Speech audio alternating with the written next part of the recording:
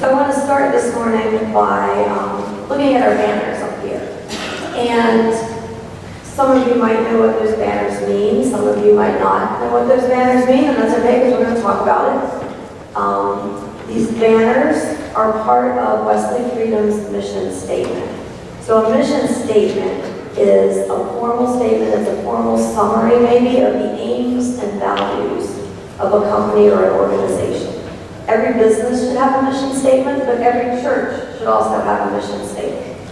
So our mission statement at Wesley Freedom is to make disciples of Jesus Christ who share the story of God's grace. So we have part of it on our table up here. To make disciples of Jesus Christ who share the story of God's grace. Our vision, which is how we see this mission carried out in the world. So our vision is to see the lives of people in our community forever changed by God's grace. Now this mission and this vision is not something that Reverend Bill and I just came up with and decided that that's what we're going to do. It's not something that the staff got together and voted on. It's not something that the church council decided they were going to write up and tell us what to do. It is something that after much prayer and discernment is what all of the leadership of Wesley Freedom feels God is calling us to do. So God wants us to share the story of God's grace. That is to tell people about God's unconditional love. And to share that story, to share that unconditional love in a way that changes people's lives. All right, are you with me so far? Are you good? Are you awake? All right, so if we're called to make disciples of Jesus Christ, that means we need to understand exactly what a disciple is. And this is where these banners up here, this is where they come in. So we believe that a disciple is someone who belongs to Jesus, who becomes like Jesus, and who serves like Jesus. For us, this belong, become, and serve are our stepping stones to discipleship. Now last week, Reverend Bill talked about the belong to each other, belonging to Jesus.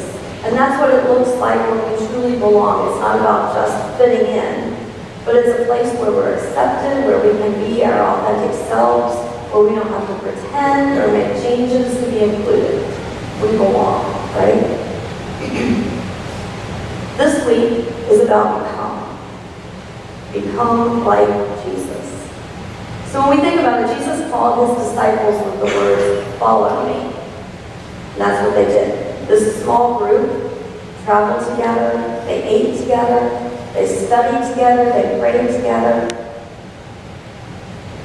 They took care of each other, right? It was important for Jesus to have this smaller group that was set apart from the large crowds.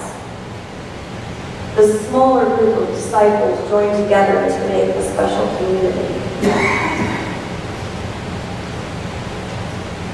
Jesus started something that the early church would model. And long after Jesus' death and resurrection, the Apostle Paul wrote to the Hebrews to encourage them to continue what Jesus had started. So I'm going to be sharing from Hebrews chapter 10, verses 24 and 25. And let us consider how to provoke one another to love and good deeds, not neglecting to meet together as is the habit of some, but encouraging one another, and all the more as you see the day approaching.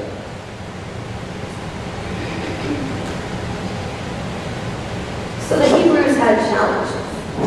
And I know sometimes when we talk about joining a small group, we have challenges, right? I'm busy, I have kids, I don't have time for that. Well, the Hebrews were persecuted. So that means when they came together, if they met up in public space, there was a chance they'd get killed. So Paul is still encouraging them to do that because it's such a critical part of their discipleship and of their faith. Paul is urging them to provoke one another to love and good deeds, and Ms. Sherry touched on this prior to learning this verse. The only time I had ever heard the word provoke was from my grandmother, who said, quit provoking your brother. I said that all the time. And I was not provoking him to love or good deeds. But it actually means to push, to move along. So Paul's encouraging them to provoke one another to love and good deeds. And part of this, for the early church, meant meeting together. So it meant if my friend says, I don't know, I'm scared, I don't want to go, I would say, no, come on, we'll go together. I can't go now, I'm too busy. Come, go with me. This underscores the need for community. Paul wanted them to understand that gathering together, these groups get together, they work together, they support each other. Just like Jesus' disciples, they studied together, they prayed together. So for the early church, meeting together was a big deal because that's how they could become like Jesus. As we highlight our small group ministry this morning, I want us to just take a look at Jesus. Let's think about him as the first small group leader. And here's some things we can learn from Jesus' leadership. Jesus focused on the long haul. He seriously considered the life development of his followers. He didn't get stuck on where people were. Jesus didn't say that person can't join in with us because they're not good enough, they don't know enough scripture. He just took them as they were, and he looked at their future and the possibility of what they could be after they were part of this group and after they were nourished by this group. Jesus knew it took time to develop values and attitudes and habits. So he welcomed people to this group just as they were with no prerequisites. And he worked with them over extended periods of time. Jesus focused on personal needs. He met people where they were in their journey of becoming his follower. He started with a personal interest and maybe what they needed right in that moment. And as those needs were met, he was able to lead his followers into the deeper places he wanted them to go. Jesus focused on spiritual needs. He didn't spend time on incidental matters. He didn't focus on geography or history or customs. He didn't set up elaborate systems of doctrine that they had to memorize. In fact, he didn't even stress memorizing scripture. Instead, he focused on the heart of the people's problems. He focused on their spiritual state and their spiritual need. Jesus also focused on a moral conscience. The religious leaders of the day sought to make people change. The way they brought people along to where they wanted them was through external pressures. So, for example, an external pressure would be like a law, something that they affected to force people to do what they wanted. There was one law that had 42 regulations on how you could tie a knot on the Sabbath. Jesus' response to those kind of laws, we find in Luke 11:46. He says, "You're hopeless, you religious scholars. You load people down with rules and regulations, nearly breaking their backs, but never even lift a finger to help them."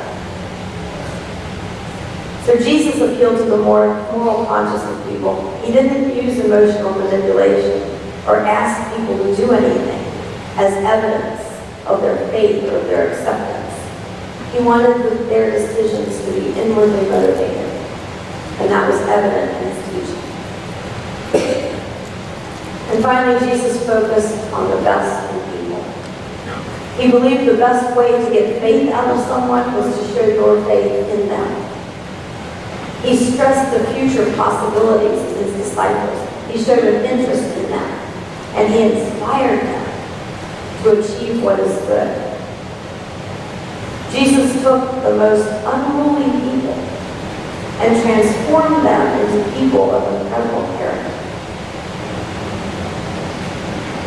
Jesus was a master at using a variety of methods to communicate so that his followers grew in their faith, they grew in their ability to be a support system for each other, and Jesus provides a perfect example for us. So coming together as we are right now to worship in a large group, this is great. We are called together to worship and praise God. It's something that is expected of us as disciples. It's something that we need to do to make disciples. And it's something that grows our faith, but that's only part of the picture. Small groups are where we dig deeper and where we make more meaningful connections. It's where spiritual friendships form and where we become a support system for each other. We have a couple different types of small groups here at Wesley Freedom. We have life groups, which are small and they're closed, which just means that once they reach about 8 to 10 people, then no more people are added to that group so that they can work more closely together. These would be groups where very deep relationships are built. They study together and they also serve together. Connect groups are sometimes bigger. They are more about education, so that would be like a 6-week book study or a seasonal Bible study like an Advent Bible study or a Lenten Bible study. And we also have fellowship groups where people just get together, have a good time. Maybe they read a little scripture and then they go out to lunch. So there's all kinds of options. But I think that me standing here and telling you how wonderful small groups are doesn't go as far as hearing from someone who actually does participate in a small group. So I would like to invite up Ruth Lamb, and she's going to talk with us a little bit about her small group experience. See if I can not fall off the stage. Good morning, talking here. So can you tell the congregation just a little bit about, just introduce yourself and tell us a little bit about yourself. My name is Ruth Mann. I have a small farm here in Marysville. My husband and I take care of 50 animals on the property. Most of them are rescue. We also are involved with dog and cat rescue, and I operate a small mill that processes sheep wool, alpaca fiber into yarn and broken.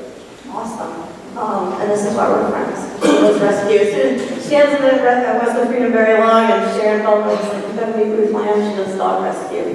So do I. We bonded immediately over that. But, so you got a farm. I know you've got all these animals. I see constant videos of her rescue pigs. They're hilarious. You're pretty busy, right? So, do you participate in a small group? Have you participated in a small group?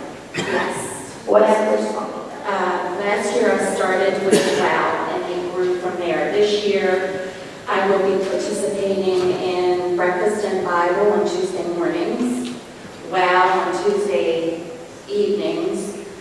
Thursday is tea time, and Sunday morning at 8:30 it's chapters. Wow, so you're in 4 small groups, and you still take care of your farm. And my husband works full time, so you take care of it. no, he does. So even without the small groups, your life would be pretty busy and pretty full. Why do you make the small groups a priority? I really feel a connection with my small groups and the people there. It's a sense of belonging, that we get together and we study scripture. We connect with everyday life and how that scripture helps us through the day. Excellent. And you're new. You're kind of new to Wesley Freedom. So she's only been here 8 months. And she's already involved in 4 small groups. Has that helped you kind of know people in the congregation and ease into the life of the church? Oh yes, absolutely. Those 5 or 6 people in the small group will introduce me to 5 or 6 of their friends in the congregation. So it really helps to grow. So, after the service, which is going to be ending here soon, I invite you to go over to the CLC, like I said earlier. There'll be people over there like Ruth who can talk to you about their groups, what they participated in, what the groups do. And I mean, we have tea time on Thursday. We have breakfast and Bible. You can get a meal. You can get some tea. A lot of good small group things going on. So